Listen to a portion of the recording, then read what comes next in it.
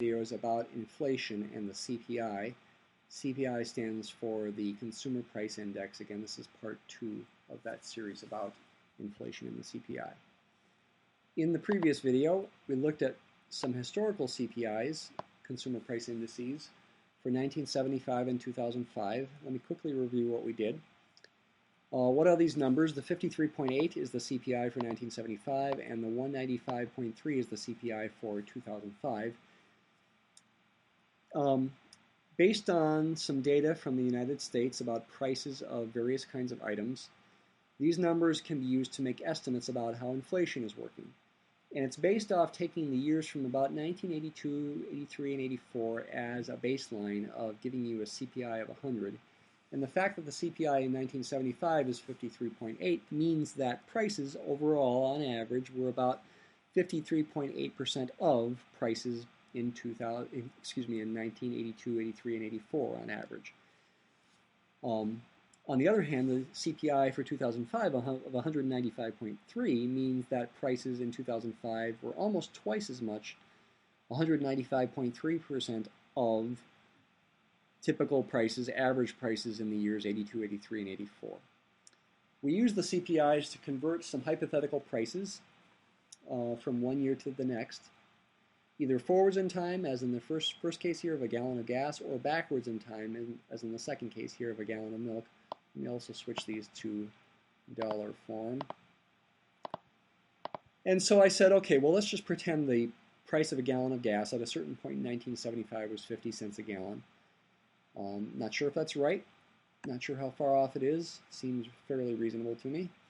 To get the corresponding price based on the CPIs in 2005, we would do this calculation that you see here. Take the ratio B4 divided by B3, 195.3 divided by 53.8, which is a little less than 4, and multiply it times 50 cents in cell B8 there to get an equivalent price in 2005 of $1.82. Was that really the price of a gallon of gas in 2005, even on average? Probably not. If I had to guess, I'd say the price of a gallon of gas in 2005 was more than that, probably over $2 a gallon. And what that would mean is the price of a gallon of gas on average went up faster than the overall inflation rate during those 30 years. What about a gallon of milk? And going backwards, what if I pretend that a gallon of milk on average in 2005 might have cost $2.75 per gallon? I can go backwards in time. I can take the reciprocal ratio, B3 divided by B4, as you see here, and multiply it times the C9 price here to get a price that's about 29% of the 2005 price. Turns out to be 76 cents. That would be the equivalent price of a gallon of milk back then. If I had to guess, I'd guess a gallon of milk was a little bit more than that in 1975, though I could be wrong. If you pretend a gallon of milk was $1 in 1975, that fact would mean that actually the price of a gallon of milk has gone up slower than the rate of inflation if the price in 2005 was $2.75. In this video, let me also first show you that you can do this kind of thing with another calculation. To think about equivalent salaries that have the same buying power, that give you the same standard of living in these two different years.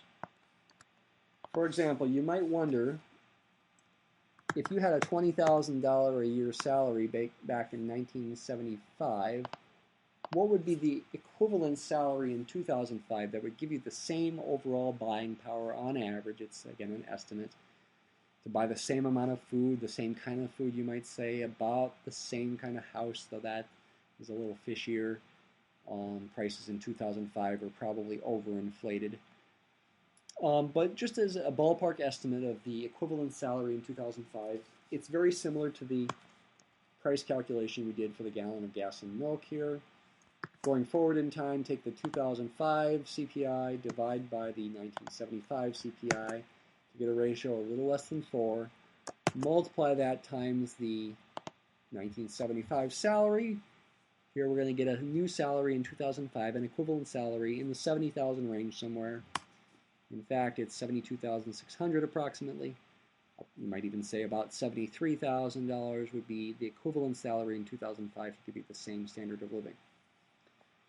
Going backwards in time, if we pretend you've got a 2005 salary of $40,000, and you're wondering, if I went back in time to 1975, what would be the equivalent salary that would give you the same buying power? Once again, take the reciprocal ratio, 53.8 divided by 195.3 this time, and multiply it times the 2005 salary. The equivalent 1975 salary is about $11,000. That would have about the same buying power to give you the same standard of living. In this video, I also want to look at some more detailed historical data from 1973 up through even 2012 here. Historical CPIs, you can find these things online at the Bureau of Labor Statistics, for example. And I'd like to take this table and do some calculations to show you, to move us toward trying to model inflation. I'm going to make a column for change in CPI. This is going to be a year-to-year change. And a column for the relative change in CPI, a percent change. So you might call this change the actual change, or perhaps the absolute change, or just change. This is going to be telling you how much the CPI goes up, and in fact I'm going to start in cell C13 here and just do equals B13 minus B12. That's going to give you the change in the CPI from 1973 to 1974. Do that in your head, you're going to get 4.9. That's how much it changed. It went up. If it had gone down, this would be a negative number. So I'm taking the new value minus the old value to get the change. We can convert this to a relative change as well, a percent change. Take the actual change, divide it by the starting value, which is in cell B12 here. This is a little tricky. Notice what I did here. That ratio, 4.9 divided by 44.4, is going to give you a decimal that you would want to think of as being a percent. The percent change in the CPI, also called the relative change in the CPI. It's pretty high here, actually. I want to write this as a percent. And let's get some extra decimal places in there as well. Oops, wrong thing. Format cells. Let's get a couple extra decimal places. That's a pretty high relative change, 11.04%. Inflation was pretty rampant, evidently, during the 1973 to 1974 range. I can take what I did in these formulas, and I hope you pause the video and look at those things. You might want to go back and look at them. Well, maybe to save you time, I'll redo them.